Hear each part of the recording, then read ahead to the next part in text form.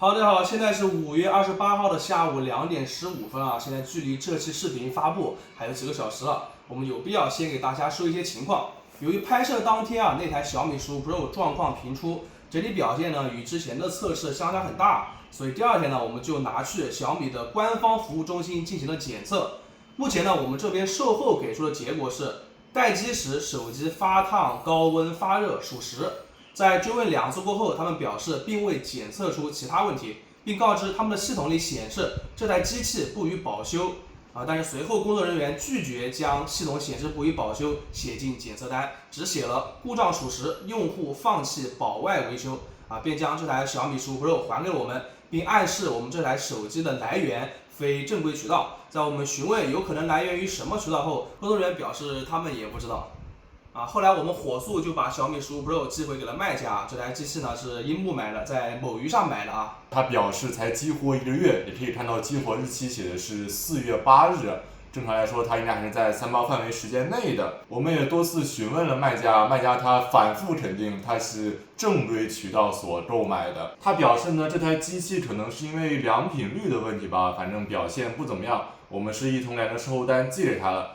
他收到手机的当天呢，也火速把这台手机送到了售后。售后表示还要2到3天才能出检测结果，目前是还在检测当中啊，但是我们这期视频可能就来不及了。当然，我们后续也会继续跟进这件事的。为了避免造成不必要的误解呢，我们已经删减了大部分拍摄当天我们对于那一台小米15 Pro 与发热有较为直接关联的负面评价。可以把2台小米手机的表现去当个例去理解吧，因为小米15S Pro 在完成了那天的拍摄之后，也进行了换新。至于具体的情况，大家接下来就去看视频吧。Hello， 大家好，欢迎来到离线玩家 Online 频道。今天视频的主角是你们2个吗？为什么是你们2个？因为我们2个同根同源，好吧？我使用这台小米15 Pro。我手中台小米15S Pro，他们俩都是2K 的分辨率，6100的电池，但是我这台是骁龙8亿的处理器。我这台可就厉害了，自研的玄界 O1，性能第一梯队，懂不懂？那今天看看这2个手机，它们的续航以及表现会有什么区别，好吧？等一下，你的O1有我这个 A18强吗？你就别来掺和了。你是 A18 Pro， 那不正强了吗？你已经被我打趴了。那时候不好说，好吧？不是，我们2个比赛，你这个 iPhone 过来掺和什么？我要把它的玄界 KO 掉。A18 Pro 的 iPhone 16 Pro Max 4000多的电池，我也是外挂基带。华为不是自研吗？为什么不带它？因为我们没有，因为没什么可比性嘛，负载开的又不高 ，iPhone 也是一个可敬的对手嘛，对不对？感觉他过来是拉低我们的档次。不是冲他！就这个人言论跟本频道无关，好吧？然后相关的设置及流程我们打在公屏的某个地方，大家如果喜欢我的视频，不要忘记一键3连加关注。那么接下来呢，就开始我们今天的测试吧。然后你是不是有什么情况想说一下？我当天就蹲守在那个小米之家了，然后当天晚上就买了。我这台小米15S Pro 我自己用了2天，它给我重启了6次啊！我不知道它今天还会不会重启啊？我希望它不会啊。跟观众朋友说一下，这一台呢，大家就当个例吧，好吧？你昨天不是去售后，他要给你换吗？我到了那儿以后，我把我那个死机的视频给他看了，他说需要检测。我问他这么明显的故障还需要检测吗？他说是的。好，我说那你检测吧。插上线以后发现，说这是新手机检测不了。我说那怎么办呢？然后他就说他要去汇报总部。我说那你这个事情能不能搞定呢？今天？他说不一定，大概等了1个多小时。他说跟总部汇报，说可以给我换了。我说行，那我就准备把手机拿走了。那他检测了吗？他没有检测啊。最气的是，我想把手机拿走了。我说等你们新机到了我再来换。他很震惊的看着我，就是一脸震惊，然后很理直气壮的说：“你怎么能拿走呢？为什么不能拿走啊？我不是我买了吗？”对啊，为什么我不能拿走呢？这是我的手机啊。就是得等他那个给你换的机子到了，对啊，你再给他就行了。为什么？他说怕我磕了碰了。但这个问题不是在磕碰之前就有吗？对啊。那如果放在他们这里的话，我这几天没手机用，我花钱是买这个手机的，那我没用这几天，你给我退钱吗？我觉得很不能理解。他们还问我的手机不是这买的，为什么到他们这里来售后？你售后为什么要管我在哪买的？那我在网上买的，我也在网上售后呗。要不就不开门呗，对不对？这太奇葩了，真的。太奇葩了吧？吃粉，不要说了。走吧。吃饭期间呢，我们要看一会儿 B 站的4K 视频啊。但是我想先说一下我的 iPhone 使用时间，我又整出什么 bug 了？为什么你每次都有这个 bug 啊？是你的问题吧？我昨天晚上是100%电，然后插着充电器关机，今天早上可能9点多给它拔下来的。它就是这个时间了。我觉得是你的问题，因为每次都是你。就是找到了触发发射的方法吧。那我们现在就开始看视频了，先来看一下亮度吧。中间的 iPhone 是最高的，然后是15 Pro， 左边的这台15S Pro 是亮度最低的。那我们把它调到跟 iPhone 一样吧。这段时间我们已经看了20分钟的视频了，还有多少电？ iPhone 100%呀。怎么回事啊？我只有97了。啊，我这15 Pro 就96了。那么接下来我们就来打王者荣耀。王者荣耀的设置呢，我们3台手机就开最高就开最高了。小米是120帧，加上自定义最高啊。但这个 iPhone 呢很垃圾，好吧？哎呀，就是祖传的 iPhone 啊，120帧和 HDR 不能同时开。啊，不管它好吧，今天主要是我们俩来小米之间的 battle。iPhone 这个一进王者荣耀就默认打开了游戏模式啊，我就给它关掉吧。两台小米第一把也开的是均衡模式啊，等到时候掉帧出现情况了，我们再酌情开启我们的狂暴模式，好吧？我们打游戏的时候都是默认手机开6折音量呀，这台 iPhone 很好，很给力，声音很大。 ，iPhone 好大声音。那我们小米就开8个吧。为什么开8个？我感觉还是只能听到 iPhone 的声音啊。我也感觉。废物。你们的那个音量调到多少了8格到55%左右了吧？我的 iPhone 还没到50%呢。没声音啦。哎呀，听得见啊，又不是聋子。我们年轻人听这个声音够用了。第一把5v5我们打了2分多钟啊，在这个过程中我发现这个小米15 Pro 的帧率一直在降啊，它已经从120降到90多了啊，还在降，大家能看清吗？这个标准模式啊，它现在是93帧了。越来越低。我发现问题的时候还是100几帧。对，然后现在是什么天气呢？23度啊，是比较凉快的。我让它 iPhone 460了5秒钟。哎呀，都是外挂基带，你也不行啊。你没问题啊？我没有任何问题啊，玄界就是牛，谁说玄界不行的？你说的呀，不是你说的吧？我说的是你澎湃看了那么多视频，我说澎湃不行啊。是吧？就已经打了4分半了。这个小米15 Pro 并不是会给我简单锁到90啊，它就是会一直在掉。我现在已经70多帧了，现在好像是71帧了。它还在掉啊。我们现在换了个角度啊，因为那边有点反光。来吧，你多少帧啦？马上60了。现在是60帧。OK， 15 Pro。那我开性能模式了吧？你开新的模式吧。你会不会锁到30帧啊？我看它会不会掉到50以下吧？好吧，我刚刚已经看到59了，什么意思啊？我120帧啊，网络也很稳定啊。打了7分钟啊，它一直锁60啊，我就给它性能模式开了，现在是恢复到120帧了。等一下，刚刚有抖东西把我红 buff 抢了，为什么我不能拿红 buff？我就剩最后一下了，你是纯轴。你是什么东西啊？我是打野，为什么不能拿红 buff？怎么了？被大神喷了就不敢还嘴是吧？不想说的，战绩好就了不起是吧？廉颇没有人权是吧？已经老矣了，廉颇老矣。这把游戏已经打了12分钟了 ，iPhone 16 Pro Max 已经红了3次了，虽然每次只有5-6秒，但是还是很不爽。这里都是5G 网啊，信号很好啊。你们这都什么东西啊？直接干爆你们什么 A18 Pro， 什么骁龙8E。你给我重启，表演一个重启。那你要找金凡啊，那玄界还是牛逼的呀。打了13分半啊，这个性能模式现在也稳不住90帧了。89啦。这玩个毛啊！我刚刚检查了所有的相关电池设置啊，它开的是均衡模式呀，然后这台手机也是100%的电池容量，但是我打完游戏退出来之后，哦，60帧，这个设置里面是60，桌面是120。这把游戏打了15分钟 ，iPhone 的120帧没有什么问题，但是你负载是比其他两台低的呀。对，但是它的网络红了3次吧，就很不爽。我就不用说了吧，我已经无话可说了。小米15S Pro 没有任何的问题啊，120帧很稳，并且网络也没有任何的波动。玄界牛逼，好吧，玄界牛逼。那小米15 Pro 的第2把王者荣耀呢，5v5我们还是开启狂暴模式。然后呢，我现在是把这个游戏中心这个高质量给它开了，以往我们都是后面打10v10给它加负载的时候才开的。我看看从游戏中心进对它有没有改善吧，好吧，我实在是没辙了。我现在第2把进游戏就是110帧出头啊，稳不住120。我，哎呦，今天感觉他的表现已经足够差了，我就给他做个弊，好吧，我给他隔摘了，我看他能不能稳住120。我们现在坐的这个地方也是有风吹的啊，你们2个也把壳摘了好不好？完全没必要，好吧？第2把是打了6分多钟都没有投降了，我靠！我还想等到他掉到90以下再说的。我最后是6分40秒的时候是91帧，我就看他最低的下限是多少，好吧？哎，你们把手机壳摘了吧，你们2个，摘了。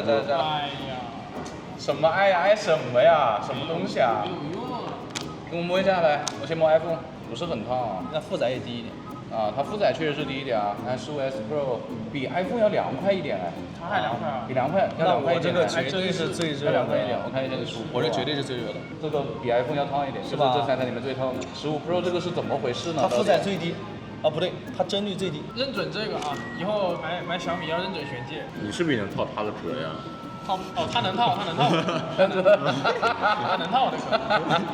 哎，你怎么穿着他的衣服啊？哎，这个壳配这个银色挺好看的，哎，快点给我看一下。哎，哇，好好看啊，这个。我觉得15S Pro 这个壳好一点，因为它后面是做的纯平的，哎，有点好看，有点好看。给大家讲一下这个壳啊，这个是15S Pro 的壳啊，它这个里面的下面有一个部分是有胶的，大家可以看到吗？你看。然后听我们的施主说啊，这个是用来辅助固定它那个挂绳的。第3代王者可能是我们没有带壳啊，这次的表现呢，15 Pro 还是不错的啊，就是最后是稳在了100帧。那我们就不打了吧，不然太久了。怎么说？就是不带壳坚挺一点是吧？那我不懂。张张那把王者荣耀打了17分钟 ，iPhone 的网络没有问题，帧率也没有问题。小米15S Pro 也没有任何的问题。现在呢，15 Pro 还有78的电 ，iPhone 是81的电。15S Pro 还有83的电。并且我现在发现它桌面虽然没有锁60，但是这个负1屏设置也锁了。好绝望啊！我不想用了。现在我们已经亮屏了1小时28分钟了。我们现在测一轮信号呀，3台手机都在微信里面拍了1分钟的视频了。那我们点发送啊，3、2、1点啊，都是要导出。怎么你导的那么哇，快、啊？它好快啊！那我卡在这了。真的卡在那了。年轻人导的就是快。2台小米几乎是同时的，为什么 iPhone 拉了呀？啊，可能 iPhone 的画质高一点吧。哦 ，iPhone 最早发的，iPhone 发完了。好，好像是哇。好，15发完了，15S Pro 呢？刚刚发完。你这假导吧？你这假导吧？你这是？作弊作弊。定位导完啊。现在我们来下载一个1G 大小的文件啊，3、2、1点。现在小米15S Pro 是下最多的 ，iPhone 也差不多啊，但是15 Pro 就比较少了。你怎么还不如那是外挂机的 ？iPhone 下了快600兆了，这边也是快600兆了。这边是快300兆，这个15 Pro， 但是 iPhone 跟15S Pro 其实都是大概10兆左右的速度啊，也就一般般了这个速度。我觉得 iPhone 先下完。好，几乎同时。那你呢？我退出游戏了，你们玩吧，我回家了。哎，你现在他们2个下完，你速度变快了，你20多了，26了，抢不过就是怎么办？对啊，之前就抢不过。你这也抢不过我们2个外挂的呀，外挂还是牛一点。现在我用电信卡打电话，联通卡刷抖音啊，来。iPhone 直接退出这个环节，好吧？什么来？不行，我要刷。它不是双通，它搞不了。哎，你不要打扰我，你不要打扰我，我有点看不清这个15 Pro 的屏幕呀。看清了吗？没看清啊，看不清啊。这么白都看不清吗？看不清。哦，慢刷的话其实差不太多吧，都没有什么卡顿呢。好，那稍微加速。好像也没有什么很大的区别。好，我们再很快的刷来。很快刷，差不多吧，就大家都会在一个地方停顿了。现在我们用联通卡打电话，电信卡上网，现在刷抖音 ，iPhone 就自动退出了。啊，15 Pro， 他刚提示我当前无网。4G， 那电信现在是4G， 直接刷不动了。15S Pro 这边没有问题啊。这个小米15 Pro 现在没网了呀，但是我们这张卡应该是没有欠费的。空降，你现在把电话挂了吧，我看我网会不会恢复。恢复了啊，恢复了。你看，不是卡的问题啊。对啊，恢复了。你看，现在可以刷了。怎么它的单通啊，半单通？怎么今天这台手机状况这么多啊？我们又再试了一次啊，发现这个15 Pro 就是没有网络。现在还是在用联通卡打电话，用电信卡上网。它虽然上面显示的是5G 啊，但是还是刷不动的。15S Pro 是没有问题的，他们2个在互相打电话。经常有观众朋友说，这个小米的那个导航啊，要先用什么指南针、水平仪打开一下，不然它里面那个陀螺仪不准确。我们都已经搞过了啊，搞了。好。那接下来呢，我们就使用高德地图步行导航，去往中午吃饭的地方。去往中午你吃饭的地方。一起吃。现在导航是让我们直行啊，我们3个一不小心又走错了，选择左转，看他们的反应怎么样。我们左转走了10米 ，iPhone 16 Pro Max 实时位置是对的了。小米15 Pro 也是对的。这小米15S Pro 还不对啊？什么情况？位置不对啊，并不是没有规划，是位置不对啊，定位还不对啊。对了，这就往前走了大概3-4米吧。你为什么会有一双1加的袜子呀？因为当时1加的袜子只要1块钱一双。iPhone 16 Pro Max 规划的路线，你知道我要往前走啊。2台小米呢也是意识到我们走错了，让我们回头走。拜拜。那我们俩一起往前走，好吧？今天他们2个就绑定了呀，锁死。我已经快看不见空墙了，全挡住了，我的天！挡住了，我的天哪！还没有啊，20米了，这有。那我们走吧。往前走了20多米，15 Pro 在这个位置是给我重新规划了路线了，但是你的实时位置是准的吧？是的啊，那你走，就完了呀，这又走出去20米了。我们走吧，走吧。他就是不给我规划，他就是想要我回头啊，他让我吃回头草。招走的问题，招走的问题。路都要走完了，还搁那回头呢？对啊，他一直要我回头啊，刚说完他就要重新规划了，往前走了30厘米。30厘米，但是我们两个都很远啊，你对表现还是很差啊。我们重新规划路线之后，3台手机都让我们往北走呀。我们还是发挥我们的优良传统，继续往西走啊。我们往前走了20来米，iPhone 和小米15 Pro 规划的路线是一样的，让我们回头走啊。小米15S Pro 这一次很争气啊，他直接给我规划了新的路线。那你们两个就往前走吧，不介入他们怎么样？感觉哎呀，看他们两个还是比较有 CP 感。你也在磕是吧？弹幕都在磕，弹幕在磕的打个1好吧？这走出去30米了。感觉已经没有希望了。走的过程中呢，两台手机的位置都是对的，但是小米的会来回横跳啊，并且都没有规划新的路线啊，咋办？漏15S Pro 有点多啊，这一波。刚才是让你们的，现在玄界展现一下实力，你们就不行了。又往前走了10米，15 Pro 这次规划了啊，果然我们小米还是更强的。iPhone 的实时位置是对的，大家都是对的，好不好？滚滚滚！现在就要把它抛弃了。对啊，跟你在一起啊。哎呀，离你远一点。给的太多了。哎，算了吧，走吧，我们也走吧。这一回合 iPhone 的表现有点差呀，我都走到这校门口的位置才重新规划路线，看深了啊，跌落到最后1名的感觉什么样的？偶尔差一下。现在我们3台手机就刷一下美团吧。我们3台手机刷一下美团的美食界面，看看它有没有什么加载方面的问题啊。没有那种大面积白色的加载啊。你 iPhone 的亮度还遥遥领先。遥遥领先啊！你现在多少亮度啊？哦，自动就是拉满的，你的呢？啊，也是拉满的 ，OK。你的呢？啊，你还没拉满，你拉满。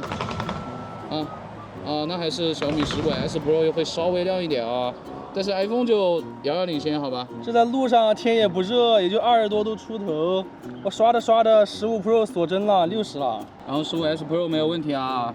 iPhone 反正就是80帧的样子嘛，对吧？哎，可能不是变慢了，是我变快了。玄界牛不牛，家人们？玄界牛不牛？你也没亮到哪去啊？我没锁帧啊，你叫啥呢？不是，不锁帧是很正常的，好不好？只是因为我15 Pro 太差了，今天的表现，并不代表并不代表这2台手机今天表现好，只是我太差了，好吧？大家不要觉得这2台好。破防了，破防了！你不防，你就要拿我们下水，你就是对啊。我们现在步行导航30分钟了 ，iPhone 的屏幕亮度也锁住了，它最多就只有这么亮了，感觉是跟2台小米差不多了。甚至还可能暗一点点吧。然后呢，15 Pro 反正就一直这个亮度嘛，15S Pro 也差不多了啊。然后定位的话，现在是15S Pro 是对的，并且它规划的路线也是让我们在道路的右侧行驶。15 Pro 跟 iPhone 呢都是给我们规划到对面的那条路线了，并且定位也是错的。只能这么说吧，小米15S Pro 呢，它是定在了右边这条路上，所以呢它是比较正确的。但其他2台呢就按照他们规划那个路线在这边偏了。我们又走了3分多钟 ，iPhone 16 Pro Max 再次锁亮度了。这个亮度降到已经完全看不清了，亮度是最高了啊！现在3台手机都是能够拿到最高亮度了啊，只能说这个 iPhone 亮是亮，但是不坚挺，好像跟你差不多。它已经坚挺了30分钟了啊，不是很持久的。30分钟还不持久。我们现在又过了一个路口啊，在上一节小米15 Pro 的定位一直是错的。iPhone 16 Pro Max 后半段路程是对的，但是过了路口之后它又错了。我这个一直就是对的呀，因为它路线规划的很好。那我们上次调理一下，好吧？这是什么特殊的仪式吗？这样调理嘛，对不对啊？对了啊！看看啊，哎，调回去了。好，15 Pro 调对了，现在 iPhone 怎么办呢 ？iPhone 的亮度让它跳回来了一档了，没有那么暗了。对了，对了啊，哇，调理有用啊！你看，哎，又回去了。又对了。又对了。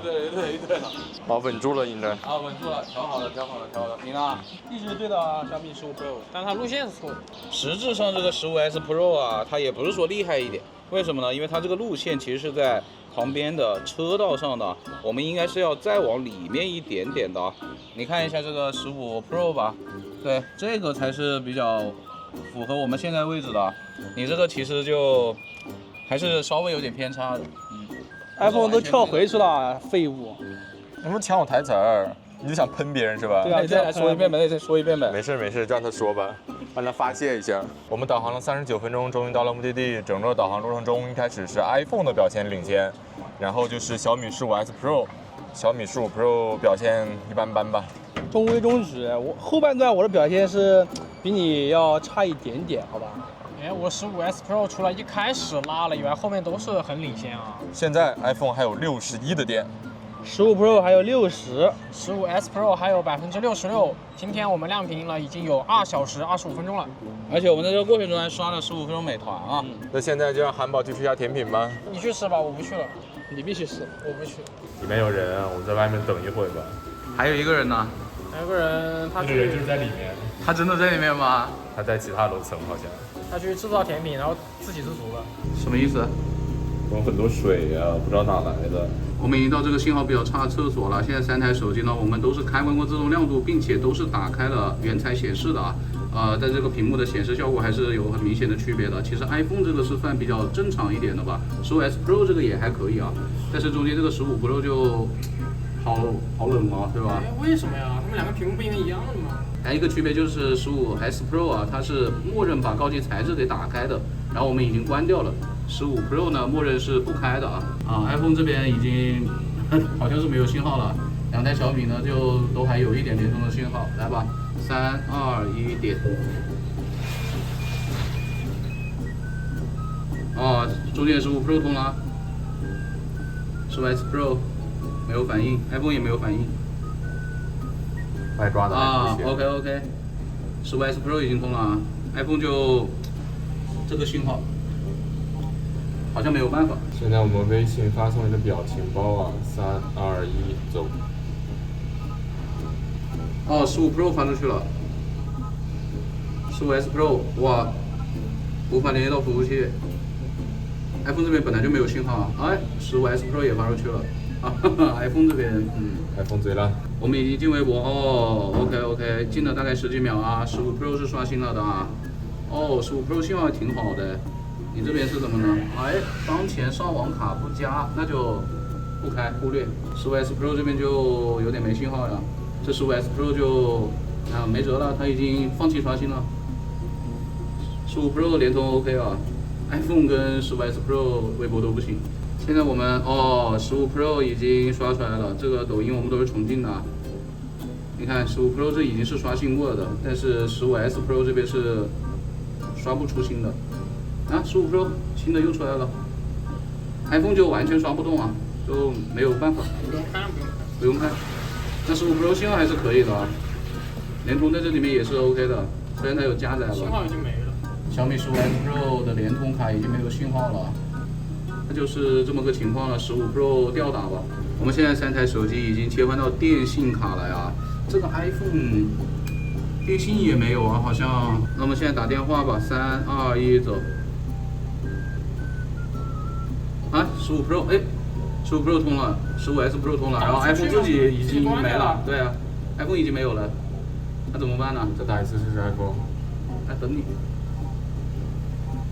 呼叫失败，没有用了。我们已经进微信了，准备发表情，但是 iPhone 这边连上一个都没有发出去的啊。走。啊，两台小米还是挺快的 ，iPhone 非常神奇的，两个都在转啊。把 iPhone 跟小米15S Pro 换一下位置看看。哎呀，差就是差。差就是差，别换了吧，真的。15 Pro 在中间就屹立不倒，好吧。现在还有能拿外挂基带来洗的吗？这都是外挂基带啊。现在我们进微博了 ，iPhone 那边依旧还是没有信号，换的位置也没有信号。左边是15S Pro， 中间是15 Pro 啊，来吧，3、2、1，松。哦，还可以，挺快的啊，也还可以，15 Pro 也还可以，慢了一点点。再来一次，3、2、1，松。啊，差不多。现在我们已经重新进抖音了，哎，15S Pro 已经刷新了啊，15 Pro 也刷新了 ，OK。但是 iPhone 就是完全刷不动了啊，我们不管 iPhone 了，看两台小米吧。来往下刷，看一下这，中间15 Pro 再次刷出来新的了，15S Pro 会慢一点点。那我们同时点开一个评论区啊，3、2、1，走。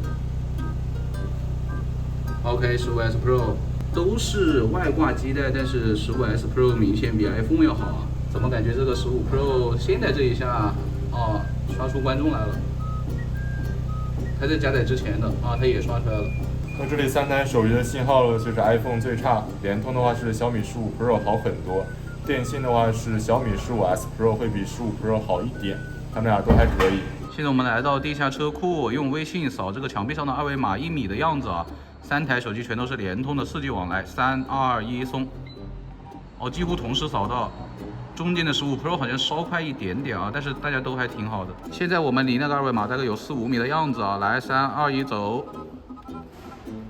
你去亮灯，感应的，好亮灯了，往前吧，慢慢走吧。哦 ，iPhone 先扫出来了，因为亮灯了。哦，15S Pro 扫出来了 ，OK。15S Pro 是会比 iPhone 差一点点的啊，然后15 Pro 比15S Pro 也差了大概30厘米。现在我们到这个很暗的地方来扫一下二维码，还是微信啊，1米3、2、1走。哇，2台小米非常的快啊，在夜神面前你就不行啦。你看 iPhone 换到中间它也不行，那就是不行啊它。就看不出来，夜视不行啊。看嘛，要光。要光。现在我们离那个二维码大概有3米的样子啊，来3、2、1走。2台小米非常的快啊。2台小米的取景框在这个暗光环境下还是挺清楚的。给你搞亮呗，扫不出来呗。啊，往前挪了1米的样子吧。现在我们要吃饭了，饭前还是来把金铲铲呀。3台手机都只能拍到60超清加至真，我开不了至真啊。你至真都开不了。我也开不了至真啊。对啊。啊，你好差呀，至真都开不了。怎么比 iPhone 还差？用 iPhone 迁就一下它吧。你们能开120吗？不能，没有这个选项。哎，我没适配不是很正常吗？你怎么回事？对啊，小米怎么回事啊怎么是小米？我这个玄机也没适配很正常。？15 Pro 怎么回事啊？哎，别理他们了。那我们只能开60超清加极高了，下面6的小选项都打开。这个负载就很一般了，不是很高。现在我们已经到吃饭的地方了，我们看一下3台手机亮度啊，右边的 iPhone 明显是要低一点的呀，你怎么说啊？我 iPhone 先重新开关一下吧。这2台小米的亮度倒是差不太多啊，你开关之后还是比较暗呐、你开到跟他们2个一样高吧？我刚刚手机放在桌子上，我没有碰它，它自己把从金城山那边推出来了。我也看到了，我也看到了，看游戏还在不在？只是当时我没有拍啊。看一下游戏还在不在？我不在了。不在了，游戏重退了。微信呢？微信还在吗？微信还在，微信还在，就游戏退了。我什么都没干啊。这个我真的可以证明，我看到他出来的。因为我刚刚在跟他聊天，我的我们在天啊！聊那个死机的事情。对，然后他就给我退了。我差点以为他又要死机了。我靠，这太夸张了。真不是我们暗黑啊！我靠，这个手机到现在呢是疑似有一点这种死机的这种感觉，但是没有死哎。你的那个视频里面是怎么回事呢？啊？因为今天来这个拍视频是按要求修改一些设置的，但是我之前的设置我都是它设置里面的设置，就是明面上的，我没有去动什么开发者，也没有去安装什么模块，可能一些设置上的改动导致了它不会死。我们这个设置就是比较偏默认的了。我改了一些，比如说我把它字体缩小了，就是它有一个 DPI 缩小，我就把它缩了一下，然后我把软件的一些通知给关了，然后删掉了一些系统的自带软件。那你会不会就是删自带软件导致的呢？那我就不清楚了。你自带软件应该就是那些第三方的吧？对啊，不应该啊，有点说不过去。但是今天确实到现在没有死机，只是刚刚莫名其妙的闪退对了。他闪退了，他自己就突然跳到桌面了。哎，等一下，朋友们，这个为什么突然不动了？这个15S Pro 为什么不动了？完了啊！完了啊！没有骗你们，家人们！哎，死机了！死机了！重启了！这怎么回事啊？我刚说来就来，我操！我想问你们，如果你们在打哎，游戏，等一下，我刚摁这个是哇，自己黑屏的我，自己黑屏的，没有动啊，刚刚定住了。你看它进去还是黑的。哎，我想问一下家人们，你们在打游戏的时候，如果你的手机是这样子的，你们能受得了吗15S Pro 啊，怎么回事啊？这个你们2个有问题吗？没有问题。没问题啊。已经2次了，这是什么意思啊？金铲的问题吗？不会吧？你看这个就黑屏了，完全黑的，什么都没有。比如说你们要晋级了，然后他手机给你来个这样子，你会不会红温？你会不会狂暴啊？你会不会狂暴？这个太恐怖了，你重新退吧，这个没办法呀，这个。因为我刚刚摁那个电源键，它是有反应的，你知道吗？就是我感受到了一个震动。现在这把金铲我们是重进了，暂时是没有问题的。我们不能排除是不是个例啊。虽然昨天售后在没有检测的情况下就说可以换机啊，但是这一台呢也是他在小米之家里面直接买的啊，这个我们就当它是个例吧。各位观众朋友们也当它是个例吧哈。而且你现在这个亮度好像也没有之前高了，拉高一点，拉高一点点吧。朋友们啊，这个金铲现在15S Pro 它又卡住了，大家可以看到吧？没有动静了，又来了。131块钱带着水晶花再去死吧你们！怎么办？真的没有反应了，赶紧把钱花。怎么办？跟金铲铲犯冲啊！这玩不了啊，这玩不了啊，玩不了啊。我们不排除是金铲铲的问题啊，但是15S Pro 就是会这样啊，它又卡住了。你的15 Pro 没问题吗？没有问题啊。你看就是怎么办呢？这已经第2次了。你非常兴奋的买了一个新手机，想用它冲击你人生的巅峰，然后它卡住了。推吧，它已经卡住了，没有用了。重新进吧。他死机了3次，回来就实滴血了，已经快要死掉，啥都没玩，就一直在重启崩溃中，我操！要我买的手机，我是反正现在会崩倒了。是我有种如释重负的感觉。怎么了？你死了？证明我没有伪造什么的吧？它就是很有问题吧？但是我还是说不出来这个金铲铲的问题，因为其他2台都没有问题。你现在就是在观战了啊？只能观战了呀，那他不让我玩有什么办法呢？我刚刚问了一下我朋友，因为当时他找我推荐手机。我推荐他买那个X6 Pro， 但是他非要买小米，我没有劝住。然后最近他在群里吐槽那个小米打游戏稳不住，在那喷澎湃。然后我因为这个上午这个15 Pro 也表现很垃圾嘛，我就问了一下他说他是开120加高清，加上画质的倒数第2档，就是王者荣耀啊，都没有开自立加最高。他在家里面打均衡模式，20多度的时候就会掉到90、100帧，是稳不住120的，就是稍微打个几把或者温度高一点就稳不住了。怎么老挖呀？哎呀，你就问他，问他。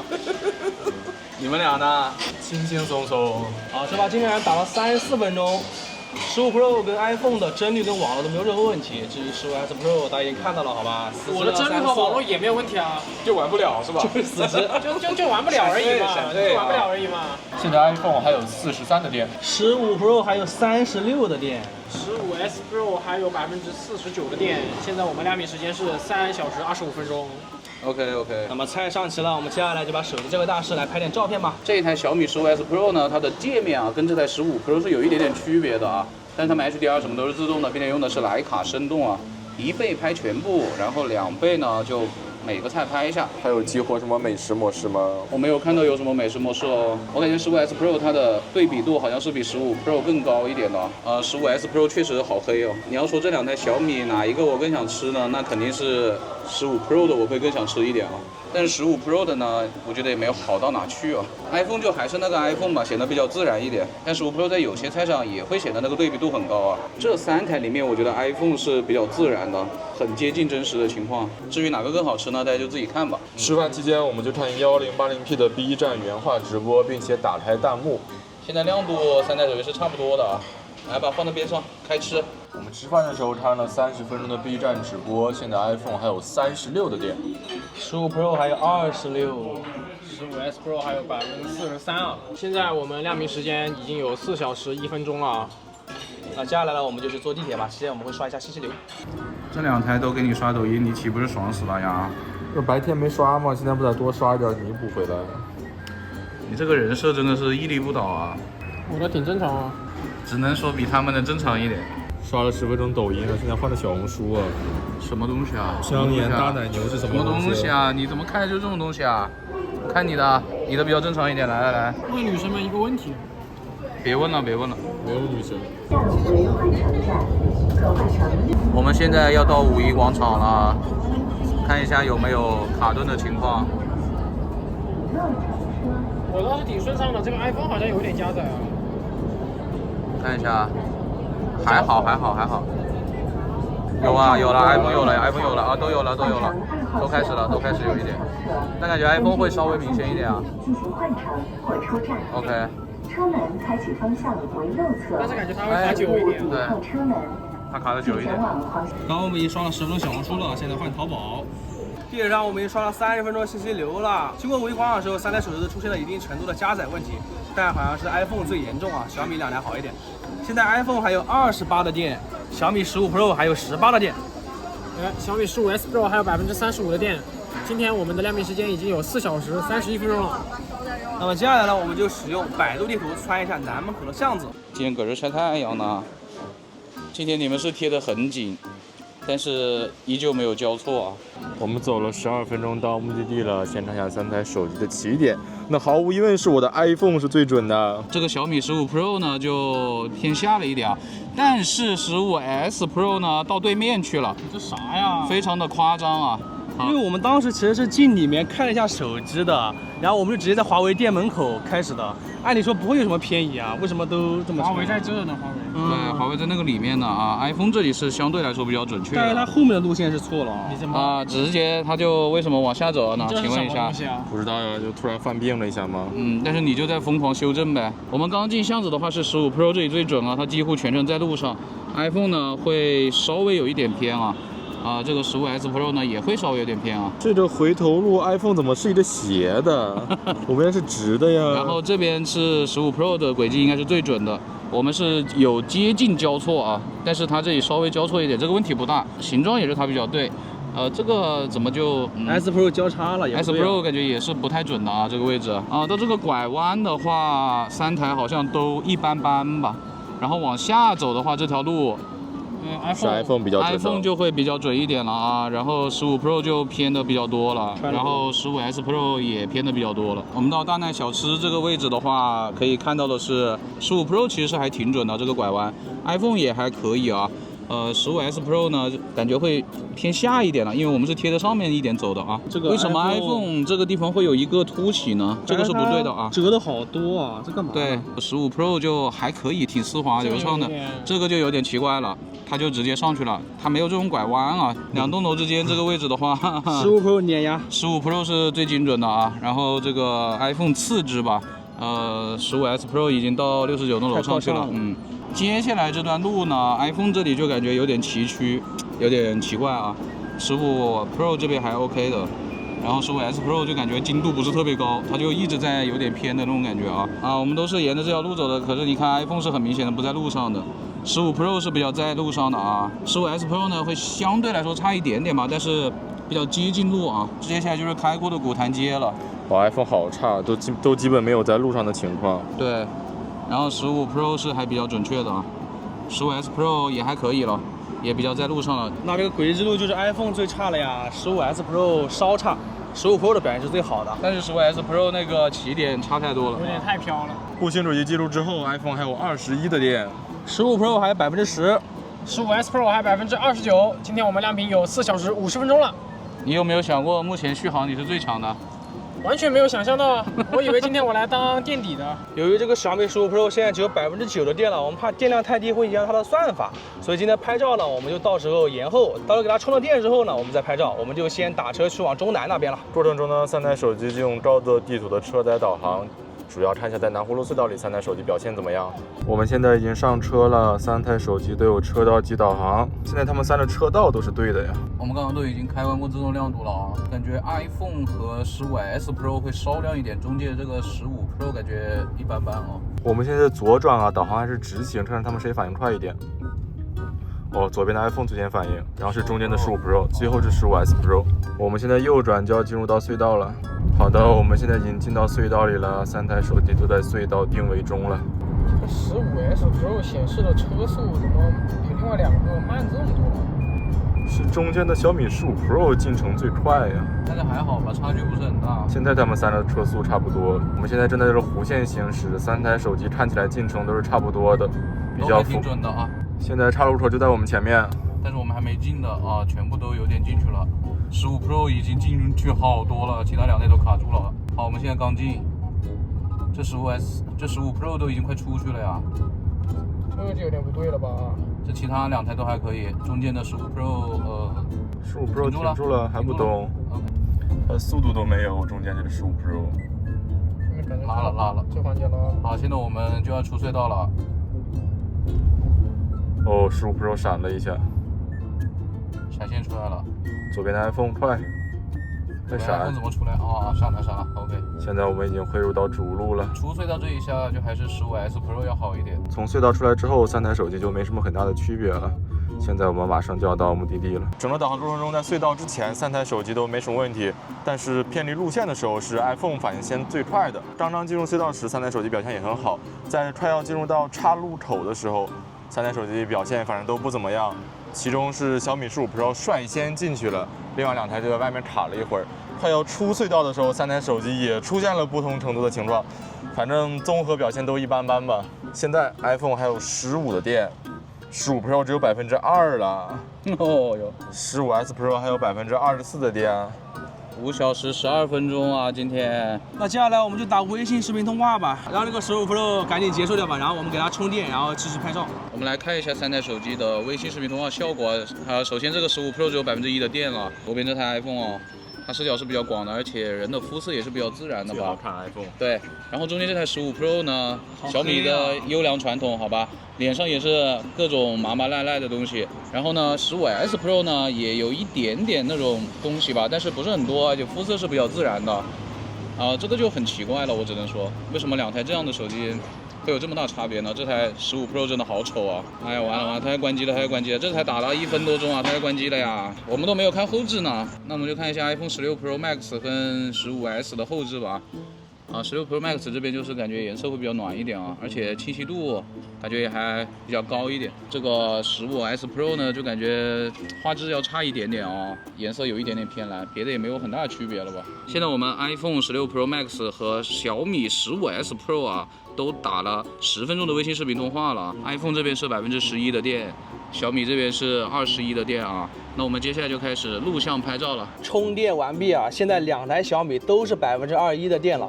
刚刚呢，它关机的时候，它的亮屏时间是5小时16分钟。那么接下来咱们就赶紧交给大师来拍照跟拍视频吧。好的，朋友们，今天开始我们的在户外的第1次拍照，之前只拍了美食。今天我们的施主已经站在那边了，非常帅啊，阴天，没有办法。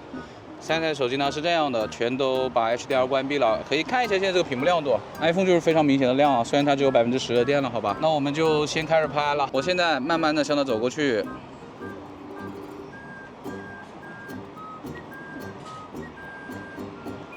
哎呦，中间这个15 Pro 拍出来的人好难看呐，在取景框上，就是你整个人就是很暗沉，感觉像在拍鬼片。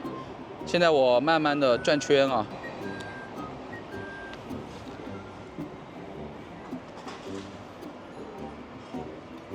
这个15 Pro 拍出来真的好难看呐，15S Pro 还可以啊。我现在离远一点向它跑过去。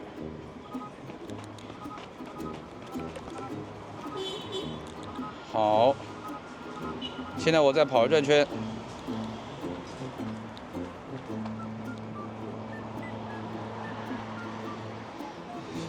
我感觉15 Pro 的这个取景框有点掉帧了。我现在来拍一拍小宝啊，你看一下这个屏幕上的颜色啊，这3台 iPhone 这个是比较明亮的，15S Pro 右边的这台也还可以，但是中间的15 Pro 是怎么回事呢？你看得清楚吗？色彩风格不一样吗？为什么是这样的？感觉好奇怪啊。从取景框来看就是非常的难看啊，对，好怪异啊。那我再转过来拍拍你，不拍，这个脸就对比度为什么这么高呢？很奇怪啊。2台手机屏幕我们都是调的一样的呀。这条裤子从取景框上看呢 ，iPhone 是比较接近的，这中间这个感觉有点太暗了呀，右边这个就感觉也还可以吧。现在呢，我都切到他们的5倍镜头了，录一个4K 60帧的长焦，我就慢慢走了，我不跑了。3台手机可能对的位置有点不太一样啊。取景框上看的话，防抖还是小米的2台好一点啊。哎，大家都看一下，这是 iPhone 拍的，这是15 Pro 拍的，这是15S Pro 拍的。哎，我觉得15S Pro 拍出来会比较好看一点哎。好，现在我们拍30秒的前置啊。iPhone 的风格还是比较真实的。15 Pro 它这个屏幕太暗了，人看着我感觉我要去世了。15 Pro 也还可以吧。15S Pro 啊，15S Pro 也还行，对，也还不错，感觉它比较接近 iPhone 了。晃一下啊，晃一下。那防抖还是 iPhone 比较强啊，它是比较丝滑的。大概就这么个情况了。现在我们来拍几张前置的自拍啊，用他们的人像模式啊。中间这个15 Pro 也太暗了吧，20的电也这么保守吗？前置普通的，我们再来一张啊。哎，他们都有一个缩的过程。iPhone 的这个感觉是最窄的视角，因为它刚刚是1倍，另外2个自动调到0.8了。哦，这个0.8，再来一张吧。我们准备开始正常的拍照了。刚刚呢，我们的施主他说这个徕卡经典在15S Pro 上啊，并不是很经典啊，就说它在那个取景框上还挺经典的，对吧？对但是在成片上是不经典的。那我们今天2台小米全都有徕卡经典啊，就先拍一个普通的街啊。这个取景框我真的不好描述，这个15 Pro 太暗了呀，这都阴天呢，什么意思啊？为什么它屏幕这么暗呢？那我是会更喜欢15S Pro 在取景框上呈现的色彩哦，感觉没有那么阴沉哦。你们有没有感觉颜色差别很大呀？对啊，就是2个手机差别很大。好像这一次玄界用了自己的 SP 吧，感觉不是很像以前的小米咯。哦 ，iPhone 这边还是比较真实的嘞，自然一点的风格，因为它没有什么影调嘛。iPhone 这个打到10倍之后，感觉好像焦段要长一点啊，这可能就是原生焦段一些区别吧。这一组呢，我们就直接开始望远啊，那边有个公交车站牌非常小，哎，我们来拍一下，我们就只用长焦了啊，就往上面打。OK， 我从取景器上，反正 iPhone 的呢，我是看不清那些小字的啊。2台小米就还是徕卡经典，2台手机到30倍都已经有 AI 的那个取景的提示了。从取景框上看的话，是15S Pro 的字要更清楚啊。然后再导到60倍来一张吧，60倍防抖还可以。这2台的话，我可能还是会更喜欢15S Pro 这个啊，感觉更自然一点，而且解析力也不错。15 Pro 就感觉这边是 AI 痕迹很重啊，而且它 AI 痕迹重的同时，我也没有感觉它有更清楚啊。从这个画面的可变性上来看的话，我觉得还是15S Pro 会好一点啊。而且15 Pro 这个涂抹感觉非常严重啊。接下来我们拍人像啊 ，iPhone 只有2%电了，我们赶紧给它拍掉啊。还是我们的施主啊，在那边自然光，2台小米的人像焦段是有点区别的啊。这个15S Pro 这边就是125，跟 iPhone 是一样的，但是小米15 Pro 这边就会稍微多一点，那我也就拍2350和120了啊。我觉得跟他们的拍照的那个风格差不多哎，我觉得还是15 Pro 的会显得好看一点。我觉得如果你们要选拍照的话，我肯定是会更推荐小米15S Pro 的啊。成片大家可以自己去选择，但是从整个的拍照体验上的话，我觉得小米15S Pro 是完胜的。那么最后一些照片呢，我们就在这条街上随便拍一拍了啊。iPhone 快没电了，我先拍它了，拍点绿色给大家看一下。iPhone 这个电量呢，就算掉算法，大家应该也知道 iPhone 拍照是个什么水平啊。2台小米我就还是用的徕卡经典。其实我感觉15S Pro 这个徕卡经典跟 iPhone 的还比较接近嘞。成片不知道大家自己看啊。iPhone 只有1%了，赶紧再往这边拍几张啊。虽然现在已经下午5点了，但其实现在还是比较亮的啊。我觉得这个15S Pro 的徕卡经典还挺好看的呀，我觉得风格化也是挺强烈的。然后这个15 Pro 到最后面这个取景框，我感觉也不是很流畅。iPhone 感觉每次切到这个长焦之后都会有点抖，我觉得 iPhone 这个长焦到10倍的时候都不是特别可用了，感觉噪点是比较多的了。我们刚拍完照啊，这个 iPhone 4G 网了1%，而且那就滑动很不流畅，应该就要关机了。差不多这个16 Pro Max 就是要寿终正寝了，它已经掉4G 网了。那么它今天用了5小时49分钟啊，那算5小时50分钟吗？但是我们今天还没有去树叶山原草打10v10的王者荣耀，也没有去测信号，那我们关机了。关机了。那我们现在给 iPhone 充下电，去测一下信号吧。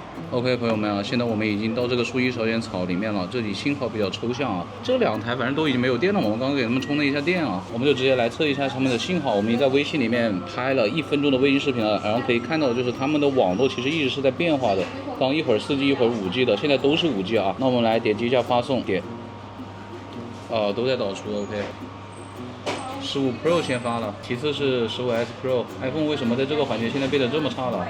它去年都还吊打呢，但是它一发就有进度。15S Pro 反而是没有的，这跟上午的情况是如出一辙。iPhone 现在是最慢的呀，其他2台都开始有点发了，但是 iPhone 那个进度感觉也是假的，就卡在那儿不动了。这个地方呢，反正就是他们的5G 啊这种信号都是在反复横跳的。15S Pro 撵上来了，我感觉这个外挂基带好像没有很影响它的网速啊。对，它现在发最多了，但是上午那个信号好的地方的话，它就是有一种假导的感觉啊。它好像一切都很快，但是最后发完的 ，iPhone 直接就卡在那不动了。这是不是说明 iPhone 信号差，并不只是外挂基带的问题呢？对，我也觉得。所以不要再拿外挂基带来给它洗地了啊。他们那个是比较差的。意思是高通的比联发科的要差呗？我不知道啊，我也不知道，我不知道。其实速度都算挺慢的了，但是15S Pro 就要发完了。完了，我刚说完它不动了。将要完成的时候又不动了呢，然后前面一切都是幻觉。现在从这个画面上来看，2台小米是一样的进度了。中间的15 Pro 先发完了啊，15S Pro 就卡在最后这么一点点，卡得非常的久啊。为什么？它也发完。iPhone 发完了，等一下，15S Pro 还卡在这儿，这2台已经发完了一段时间了，你看它现在还没有发完。要不要给它重新启动一下？我现在给它重启一下吧，我先点个暂停，再点一下。还是没有反应啊，从来没有遇到过这种情况。不敢睁开眼，希望是我的幻觉。它现在还没有发完呢。不等了吧？我们现在在下载一个300兆视频素材啊，来点。好，我们来看一下他们的速度啊。15S Pro 很快啊，很快。但是不知道会不会又是幻觉啊？这个 iPhone 是最慢的。15S Pro 在这边一直保持着5G 啊，其他2台就都是4G。哎，现在 iPhone 又变成5G 了，但是速度没有明显提升，反而是小米15S Pro 这一边它是5G 网，并且一直保持在1.几兆。我又要开小米了。谁说外挂基带不行的？只有 iPhone 的外挂基带不行。开标了，3.几兆了。虽然不算是这边最快的，但是胜在很稳定啊。最右边的小米15S Pro 就要下完了，它一直保持着这么1-2兆的速度啊，然后它已经下的非常多了。中间的15 Pro 呢就130几兆，左边的 iPhone 110兆啊。OK， 下完了，15S Pro 领先的非常多，其他2台现在都不到一半呢，那直接结束吧。好了，那么咱们的今天的测试就到此为止啊，最终是小米15S Pro 笑到了最后啊。那我们最后呢就给它充一下电，打全高画质的10位时，看看它会不会降帧吧。它的最终续航时间是6小时5分钟，然后还剩8%的电量啊。我们现在已经给它开始充了呀。对，如果是按照我们正常流程走，最后还要打一下王者荣耀10位时的话，估计它的续航应该过不了6个半小时啊，应该是6个小时20分钟左右。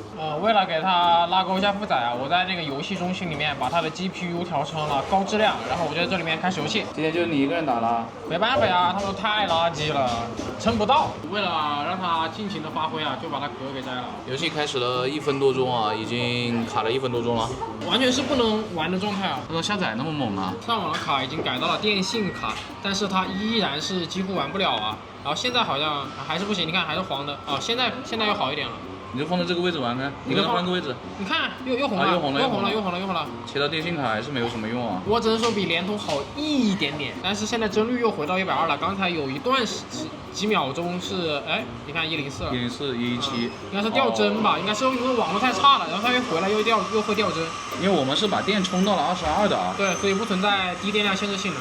啊，现在也有20啊。对，这局游戏已经打了4分多钟了呀，就卡了4分多钟。今天还没有其他2台手机跟你在这打，而且今天人也不是很多，说实话。你的性能确实没问题，但是这个网络可能有点差啊。现在给你把位置换到这边了，还是460的 ，OK， 还是红的，一直红的，没有用啊。这个跟当初那个 iPhone 差不多了吧？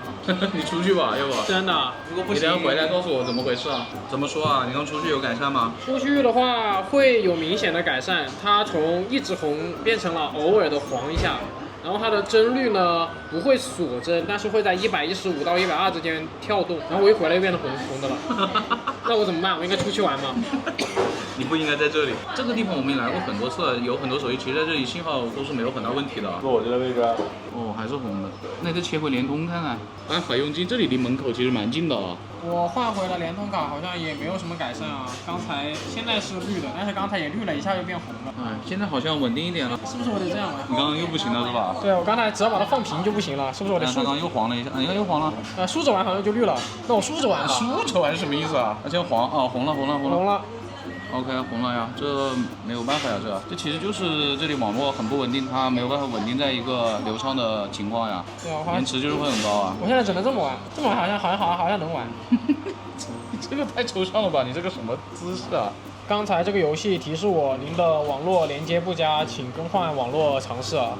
我们更换过了呀，但是感觉坐在这个位置的话，联通会略好一点点嘛，它现在绿的时间还是有一些的了。我觉得在这个网络状态下，它这个帧率的波动感觉参考性不是很强啊，因为它就突然回来的时候就会掉帧，是很正常的。好，我们已经打完了一把王者荣耀，不是我们就只有你。好，只有我已经打完了一把王者荣耀10v10啊，然后用的是均衡模式，然后其他的游戏设置都开到了它最高，它的网络表现非常的差，完全玩不了。然后它的帧率呢，前面反正稳不住120，但是也没有锁帧，直到最后有一波非常激烈的团战，它掉到了60帧，并且锁在了60帧，大概持续了10多秒钟。哎，我们就到外面去吧，就这个地方信号太差了，我们看不出它那个游戏的帧率到底能到什么程度。刚才打完一把游戏以后，我15S Pro 还剩15%的电。我们再给它小冲一点吧，冲到20左右，然后再开始打吧。然后现在冲到了21%，这一把10v10我就打开它的性能模式，并且把它所有的游戏相关的设置都打开，然后看一下它还会不会降帧率。现在我们已经来到了室外啊，信号应该说是非常好的，主要来看它会不会降帧了。现在外面也挺凉快的，都有风在这吹。打了11分钟了，刚才打着一波很激烈的团战啊，它的最低帧率掉到了85帧，反正帧率很不稳定。但是这波团战一打完，它就恢复到120帧了。现在在这个最终的决战啊，然后因为是10个人打团啊，大家可以看到这个帧率很不稳定啊，而且网络也卡起来了。刚刚我有看到89帧，但现在又上去了，我也因为你死了。对，因为我死了。哦，复活又是110，啊109。对，我是开起来性能模式的。哦，帧率是不太稳定啊。这个团战确实非常的激烈，20人大混战，而且网络也卡起来了。反正感觉现在有一点点上不了100的感觉了，一直持续了很久的，就是2位数了，102现在又上去了。现在还有11%的电，11的电还不至于锁性能呢。在团战的中心搏斗，